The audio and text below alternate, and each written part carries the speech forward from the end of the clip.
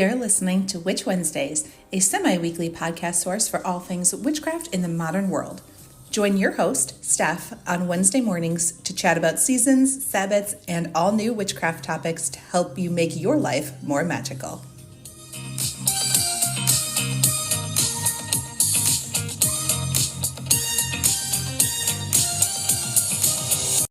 Welcome back to Witch Wednesdays. I'm Steph, and I have a guest here with me today to talk about one of my newest favorite topics. I'm very excited, and I am going to turn it over to them so they can introduce themselves, let you know where you can find them online, and then we were going to dive in to his new book. Hi, Steph. Thank you so much for having me on the podcast. I'm so excited to be here. So my name is George Lizos. I'm a spiritual teacher and Greek pagan priest, and my new book is called Secrets of Greek Mysticism, which is all about connecting with the Greek gods and goddesses from a theological, spiritual perspective. You can get in touch with me on my website, georgelizos.com, on Instagram at georgelizos.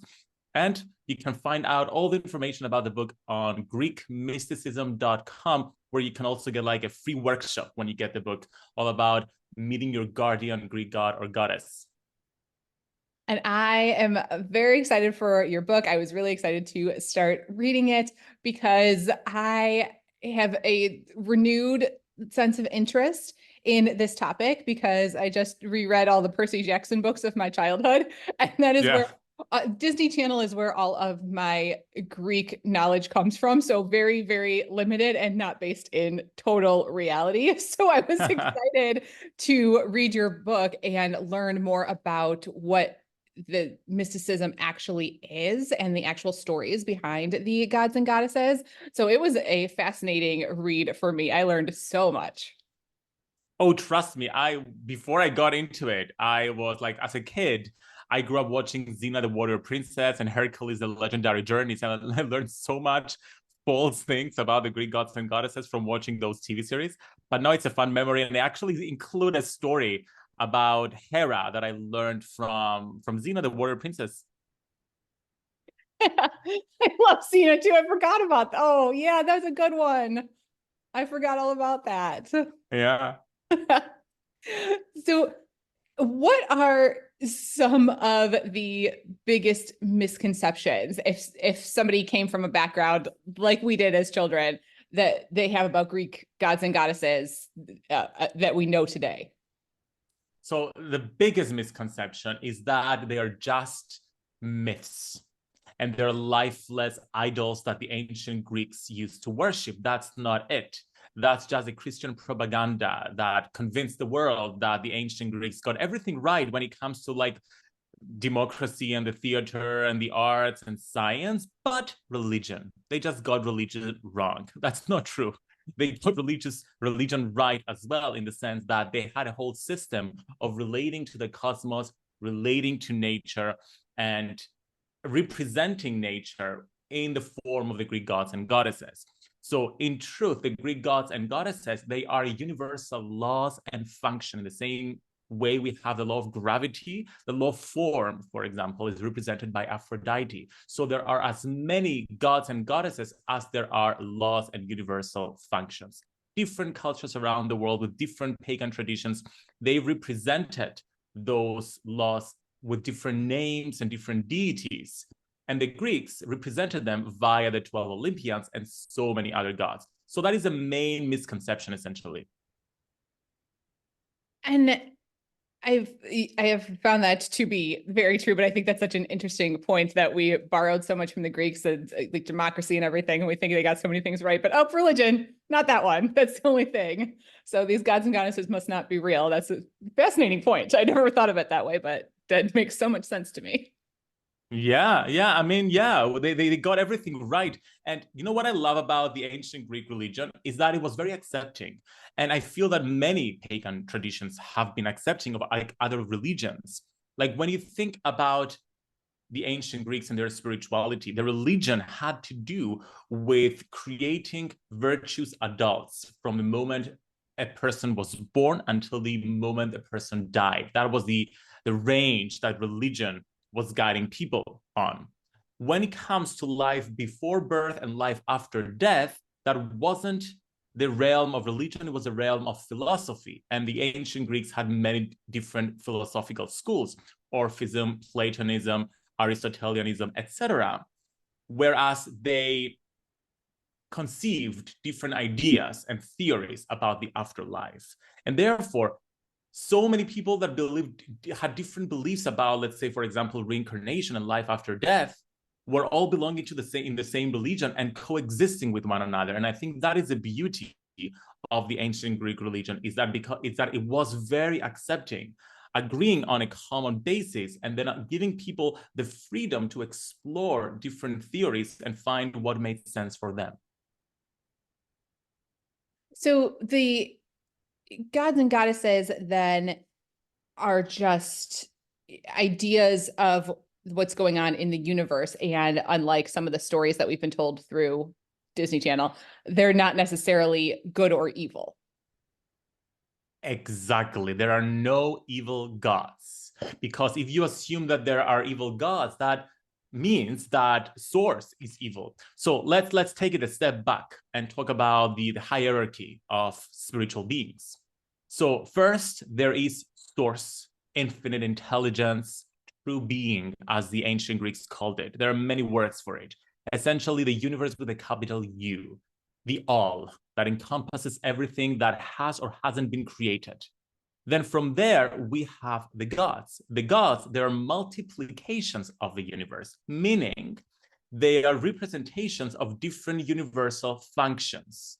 They're not below the universe, the all infinite intelligence source. They are it, but there are different aspects of that. And then we go a step down, and then we have the various secondary deities representing different universal functions and laws, and then we have humans. And there is this evolution of the soul between all these different realms, but we're all belonging to that realm. So if the universe, the all, is pure, is loving, is unchangeable, because these are the characteristics of source, and the gods are representations, extensions of that, that by definition, the gods are also pure and loving and unchanging. And so are we. So what we experience as evil is really a disconnection from who we truly are, and therefore who the gods truly are. I think that was a very nice way to summarize a theory that can get very complicated very quickly. That made a lot of sense. Very few short sentences. That was wonderful. I appreciate that. Thank you.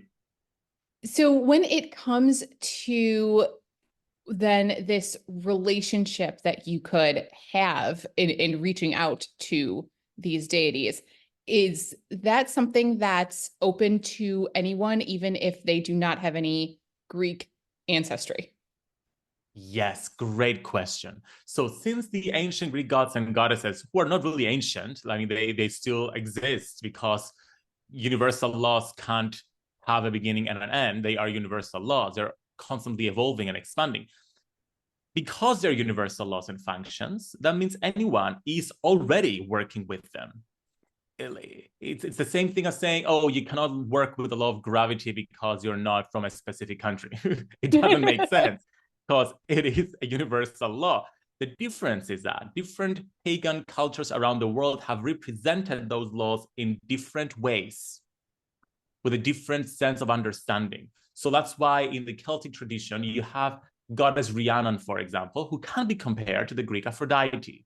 Or when you go to the Mesopotamian Ishtar, goddess Ishtar, again, compared to Aphrodite. The Egyptian god Ra may be connected to Apollo. They all have similar characteristics based on how those specific cultures interpreted those universal laws and given them different names, different characteristics, and created different stories and therefore myths around them. But essentially, they are the exact same universal laws, just packaged in a different way. So everybody can work with them if they have a genuine interest to connect with them. But my guidance always is see where you feel connected to go towards. Personally, connecting with my ancestral gods and goddesses was something that truly awakened like inner wisdom that was untapped and within me, because I believe that we have energetic cords connecting us to our ancestors and their spiritual beliefs. But at the same time, we have past life cords connecting us to different traditions. Like I have an affinity with the Chinese culture, for example, and I believe I have a cord connecting me to that as well. So it doesn't matter where we come from, we can all connect with them as long as we have that genuine urge to connect with them. That is lovely to know because I have Greek more than anything is the pantheon that has called to me, and I have, I think, only 1% Greek ancestry. It's there, it's hidden deep. I'm mostly Italian. You know what? That's actually very interesting because if people are mixed race, because we can do the test right now and find out. I've done mine and it says 99% Cypriot. I can't run away with it. Like it's 99% Greek essentially. So, but if someone comes from like different ancestries, that's fascinating. That means we have cords connecting us to different spiritual beliefs, and when we activate those cords, we can learn so much. But even if we don't have any ancestral cord to something, like blood wise, it doesn't really matter because we're all interconnected, and universal laws are universal laws, and we are all different people, and we should find something that works for us to connect with. And speaking of works for us, I want to say that I really appreciate in your book that you not only have, the Olympians and the stories and a lot of mythology, but you also have a great section for getting started, like really from the very beginning of if you want to incorporate this and start connecting and how to do that, really a step-by-step guide. And I think that is so appreciative for beginners who are a little scared to dive into this and don't really know where to start. And I really appreciated you including all of those spells and rituals and guided ways to get started in that area. Oh, I appreciate you saying this because I'm a steps person. Like I want a formula for everything, and I create formulas and systems for everything. So with this book as well, like as you said, I talk about the Greek wheel of the year, which is a little bit different from the Celtic wheel of the year. And then I have practices in connecting and honoring the god of the month, and then practicing a new moon ritual and a full moon ritual, setting up the altar, consecrating, clearing it, activating it, animating the statues. So there's really a beginner's guide there to get started on your path. I really appreciated your idea of the Greek wheel of the year because that was something, the way that you set it up was not something that I had seen before, where you sort of have a different deity focus each month. That was really great for me because then you're kind of getting to know everything, but in a very orderly fashion. Yeah, I mean, the Greek Wheel of the Year was something that I really craved because I grew up, I went through like a witchcraft phase, and I'm still like going through it. Like I still practice witchcraft in a different way from the Greek perspective right now. But because I've practiced different traditions for a long period of time, and I bought into the Celtic Wheel of the Year, and it made sense for me. I'm like, how do I take this information and translate it to what I'm doing with the Greek gods and goddesses? But thankfully, the contemporary organization that really carries the ancient Greek religion forward had put together the Greek Wheel of the Year. Now, by putting together, I mean that they had to put it together because when you go back to the ancient times, the ancient Greece was not a unified country. It was divided into city-states. And each city-state had their own Wheel of the Year based on their own gods and their own festivals, all aligning with the seasonal changes of the earth, like the Celtic Wheel of the Year, for example. So what the contemporary pagans did, they put it all together and they created a common Wheel of the Year that we can all use. That's, again, aligned, I feel, with the Celtic one and also the changing of the seasons. So it's still a journey around the sun. But instead of having 8 festivals like the Celtic one, it has 12. And I enjoyed that because I think that is just a little bit more in line with how my life moves and my seasons move at the current time. It doesn't always line up with what the Celtic Wheel of the Year is doing. I like the month by month. Yeah, it's more specific. Like, for example, we have in February, we celebrate the Anthesteria festival, which is the very beginning of spring. And then we go into the spring equinox in March, which is the beginning of spring. So it would have the very beginning of spring and then the beginning of spring. So you get more specific and you work with more specific energies by working with, okay, each month there's a different festival, working with a different god or goddess, working with their specific virtues that you embody in your life so you can live in alignment with the gods, and honoring a different aspect of nature and of yourself, because we're also extensions of nature. Yes, I really like the Greek religion as that nature, earth-based religion. That is something that really calls to me, and I think a lot of pagans and witches feel that same way, that deep earth connection. Exactly, yes. So can you share any simple rituals or practices for beginners that want to start connecting with or working with the Greek gods and goddesses on a more daily basis? Yes. So firstly, it's all about finding your guardian god or goddess. I mean, you don't have to, but I feel for someone just starting out, it's a great way to ease into that because you have a specific god or goddess that you can have a relationship with. I have a meditation in the book all about meeting that, but I also have a free workshop that everybody can get access to when they go to GreekMysticism.com. And essentially, by meeting your guardian god or goddess, first of all, who is that? It's the universal law function, the frequency that you most need right now in your life, that's accompanying you throughout your life, that guides your journey forward, your specific life purpose. For example, my guardian god is Apollo, because Apollo's energy aligns so much with what my purpose on earth is. So when you have your guardian god, then it's all about setting an altar and having a relationship with that god on a daily basis. What do I mean by an altar and why build an altar? Altars have been used by cultures all around the world since the beginning of time. They are portals of communication with the divine. They dissolve the boundary between the profane and the sacred. They open up space to communicate with the divine. So, what is a sacred space? It's a defined space. It's literally like a surface on a side of a table or a whole table that you dedicate to your spiritual practice. All you need to do to set up the altar is place like objects on it that represent your connection with the divine. In the book, I have a whole list of items that you can include, but essentially you have to make it your own. I like, for example, to have a statue of my guardian god or the god that I'm honoring that month. I have crystals and I have flowers. I have an offering of usually it's herbs or some kind of like grains. I have different kind of statues and symbols aligning with that god. I have a candle to create this sense of like activating the energy, and I have incense that I burn to connect. And basically, all I do is I just read the Orphic hymn to that god on a daily basis, which is an ancient hymn. All gods, I believe the 12 Olympians, they have their Orphic hymns that are different from the Homeric hymns that most people are familiar with. These are religious hymns that have been recited by so many people for thousands of years. So when you recite them, you activate the energy of that God within you.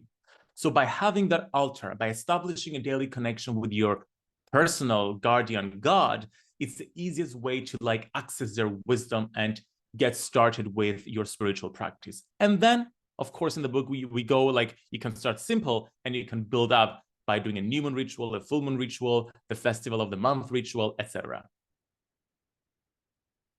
That is great advice. Thank you so much for sharing that.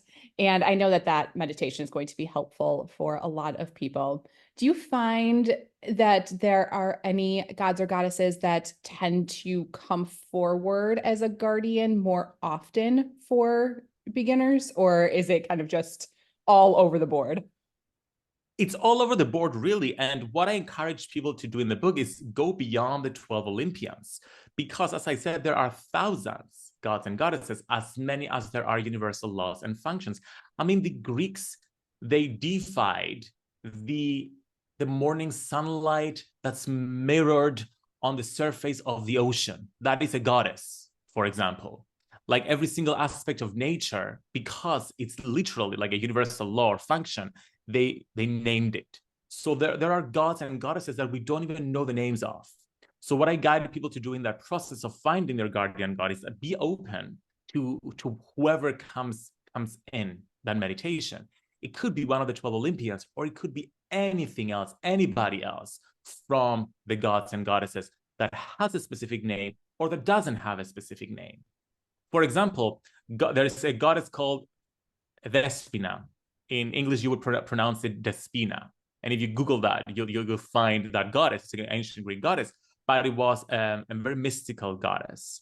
Her practice was sacred and secret. And therefore, we don't have a lot about her, but it is a goddess. So she could be the one coming up. Or like gods and goddesses that I don't even know the names of, for example. So be open to seeing what or who comes up. And is that something that could change over time as well? If you started out and, like you said, your guardian is Apollo, has that always been that way? Could that change if you need something new in your life? Great question. Yes, we can have new guardian gods and goddesses coming in depending on what it is we're working on. For example, for many years, I worked a lot with Aphrodite because I needed to embrace my sexual nature. I had a lot of healing to do when it comes to accepting my body and self-worth. And Aphrodite was the right person, well, not person, the right goddess for that. So depending on what it is we're working on, we have different gods and goddesses. However, my urge is usually to work with all of them throughout the year because they're all representations of source, and they all have a frequency that we need and virtues that we need to bring into our lives at different times of the year. For example, now that it's April while we're recording this, on the Greek Wheel of the Year, we're celebrating the Aphrodisia festival in honor of Aphrodite. Why? Because it's the time of the year that the time has changed, daylight savings time has changed. There's increasing solar light coming onto the planet, and therefore there's spiritual light, increasing spiritual light coming in. And Aphrodite, she's the goddess of form. She gives form to things. That's why she's the goddess of sex and beauty and love, because love and sex is all about creation. So this increased light is resulting in the proliferation of nature, in the blooming of nature. So we're celebrating creation right now, spiritually as well as naturally. So if we only worked with Apollo or Demeter because that's our guardian god, we would miss out on the frequencies of Aphrodite in April that we so need. So do you see my point that we have to embrace everyone? Yes, and work with everyone, have everyone a part of that. You shouldn't, I'm guessing we're focused more on feminine or masculine deities based on what your gender identity is. You really want to open yourself to all of them. Exactly, because the divine masculine and the divine feminine are energies that have different qualities, and not one god or goddess embodies all the qualities. Like you have Artemis, for example, who embraces this wild, raw, pure, unbridled aspect of feminine energy. And then you have Hera, that has more of a boss babe kind of vibe, where she's the queen of Olympus, and she's all about motherhood, and she's all about leading that aspect of the divine feminine energy. Then you have Demeter, who is all about the productive aspect of nature. She's the womb of the earth, of the productive earth. You have Athena, who's all about strategy and wisdom and turning knowledge into action. You have Hestia, that is the hearth of our soul, the hearth of our heart. She's the center of everything, really, our soul, the world, our communities, all different aspects of the divine feminine. So why sacrifice one for another? Because they are all so different. Exactly. And I love that. I'm learning such great information just from you talking about all of this. I really find it fascinating. And I would love to ask this as, a little bit off topic from your book, but yeah, as far as the religion, what is it like nowadays in Greece? Obviously, it's not the same as it was in ancient times where they all had temples, and it was the religion of all of the people. I mean, obviously it's different now, but I think that you still do have temples there, right? For the ancient Greek gods? Yes, there is definitely progress. So in 2017, the Greek state legalized Greek polytheism as an official religion. Before that, it was not a legal religion. So it was only in 2017. And that was the year that I traveled to Athens and I attended the first ever priesthood training to train with that. Oh, Now, wow. they don't still allow us to practice in the ancient temples because they consider them as like cultural heritage, and Right. therefore we're not allowed to practice there. I do get it, but at the same time, it sucks because they are temples of our religion that they're not allowing us to use. But I do understand the cultural aspect behind that. So in Athens specifically, they have an indoors temple. But where I live in Cyprus, we have the first modern temple of Zeus that's built like outside. And it's built according to the standards of ancient Greek temples, but it's a modern temple. So in Cyprus, we practice monthly in that public temple. And I know that in different parts of Greece, there are also like public altars or temples that people can go to. Not public, meaning they are like outside, like they're out in nature, but they're owned by people, sadly. So I'm still dreaming of a time when we can reclaim fully that religion and we can have public temples and have people going out there and truly honoring the gods and goddesses without having to fear of bullying and attack that sadly is still part of our experience. I'm surprised. 2017 is very recent. I'm so surprised by that. Yeah, because in Greece and Cyprus, the the Greek the Greek state and the religion are still very much connected, and the Orthodox Christian Church still has a lot of power and control over the state, and therefore they fought it for years. Yeah, that would be a big change. Is so you talk about in the book the different, rituals and things that you can do. Um, is that something for people who are listening who are in different countries and maybe not around you in Greece and wouldn't be able to get to you? Is this all still something that they could do on their own and privately, even if they don't have a temple or a group of people to practice with for like new moon or full moon rituals? Is it still okay to make this a solo practice? Absolutely. So the whole premise of the book and that the practical aspect of the book is household practice. Essentially, how do you take that practice and bring it to your own home?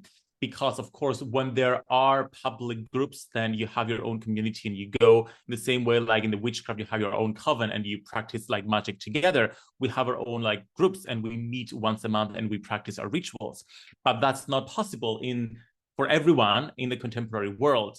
And even here that we have our public practices and rituals, we all have our own personal household practice. And that's what I've based this book on. And I feel it's way more powerful than public practice because you have your own personal connection with the divine, with the gods and goddesses. So all the rituals that I include in the book, the new moon, the full moon, and the monthly rituals, I teach how to practice them like in the comfort of your own house. Yeah, and I appreciate the step-by-step guide in all of those. That was a nice touch, and including even, it's like setting up the altar and also like taking down the altar and how that is all a part of that, because that made just the way that you set it up in the book makes it like flow really well. And just for my orderly mind made a lot of sense. So just trusting that out, that I really appreciated all of that, how that was set up. Are you a Virgo by any chance? That's why you I like the order? I am not. I was raised by a Virgo though. my, I my get dad was the it. most Virgo of all time, so I think that rubbed off on me. But no, I am a Scorpio. Okay. I hear you. Because I'm very organized. I'm also not a Virgo, I'm a Leo, but I'm also like very organized when it comes to like processes and steps and systems. I like the steps and systems, and when it comes For me specifically, because I was raised Roman Catholic, and I think that I just over the years have had a lot to deconstruct from that. When it comes to specifically deities and religion, I need more order in those areas than in others. Like I need it to make sense. Like it has to, not just the steps, but like the purpose behind it and the meaning. Like all of it has to make sense because the Roman Catholic didn't make sense to me. And there were so many teachings that just I didn't like, and there was no order and they didn't make sense. So when there is a book on deities and religions, I needed to be, be more scientific, and your book meets that requirement for me. Yeah, and you know what's interesting? I feel that earth-based traditions are aligned with science in a way that Abrahamic religions like Christianity are not, because the ancient Greek religion specifically talks about the evolution and how we're all evolving with nature, and the gods and goddesses, they are like universal functions. The gods have not created the universe. The gods are part of the universe. The universe was never created. It was always there. It just evolved and changed, but it's always there. So we don't have this understanding that the gods are outside of us, and we therefore depend on them. My teacher always used to tell me that we are all swimming in the ocean of the gods. The gods are not outside of us. We're all swimming in it. And therefore, we don't need to reach out there to connect with them. They are already here. That's why the affirmations, the mantras that I include in the book all start with I or I am. I am Apollo. I am Hermes, because you bring that into your body, you bring that frequency within you. Whereas with the Christian tradition, for example, the God is something external. It's outside looking in. He's the creator. And first of all, it's a masculine creator. And therefore, you have to pray to that creator to give you something. Whereas even with prayer, our prayer is affirmative prayer. We affirm for the grace already given, which is a completely different perspective from the Christian one. Yeah, I think that is what appeals to me as well, that it's just more of a collaborative effort and more of, a balanced relationship and a give and take, and having a response from, so you're getting that guardian, like through your meditation, like you're just getting more of a response than you do in a Christian, than I ever got in a Christian religion. Not that other people have not had success with a Christian religion, but I never did. Yeah, because what I've tried to do in the book is give people that personal connection, that embodied connection with the gods and goddesses, not just see them as something outside of themselves. That's why for every chapter about the god, I have a meditation to connect with the god, to meet the god, to receive an attunement from the god, which gives people this like very real, palpable experience of that deity. And I think it's very helpful then to see that reflected in nature. That is probably why I enjoy these nature-based religions, because all of it is, and you have these gods and goddesses that are related to lightning and rain, and you see those natural phenomenons happening, and it just sort of all matches together. I'm like, oh, things make sense. Yeah, and since you talked about rain and like lightning, like Zeus, who is the god of the sky and the god of thunder. So we see thunder, like, okay, it's a representation of Zeus. But what is really thunder? Because the ancient Greeks honored thunder as a god as well, like God thunder, to the point that when it was raining, people wouldn't say, oh, it is raining. They would say Zeus is raining or Zeus is thundering. That's like a saying that they had. And what is thunder from a spiritual perspective? It's and sorry for the analogy, is a divine semen that impregnates the earth.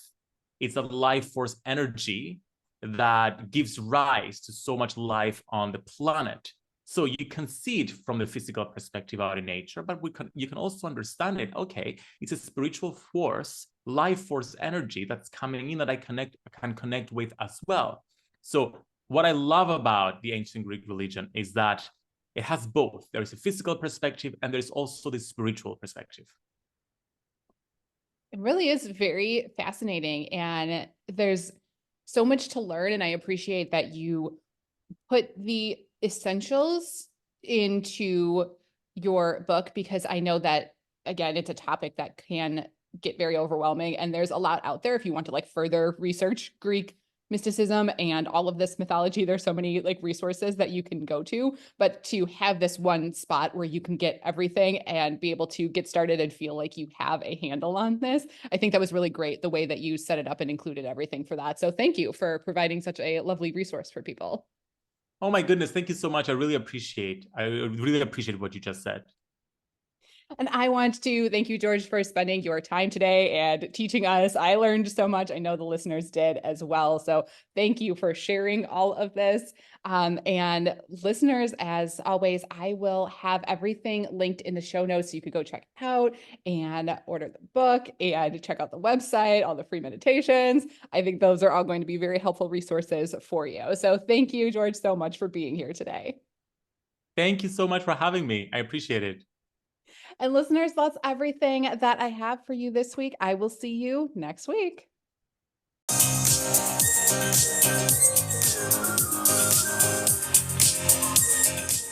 Need even more witchcraft in your life? Subscribe to Witch Wednesdays on Patreon and YouTube for all types of exclusive bonus content like spells, recipes, book reviews, and more, or even order personalized tarot readings and spells. Be sure to follow on Instagram at Witch Wednesdays Podcast. And you can find all these links and more at witchwednesdays.com.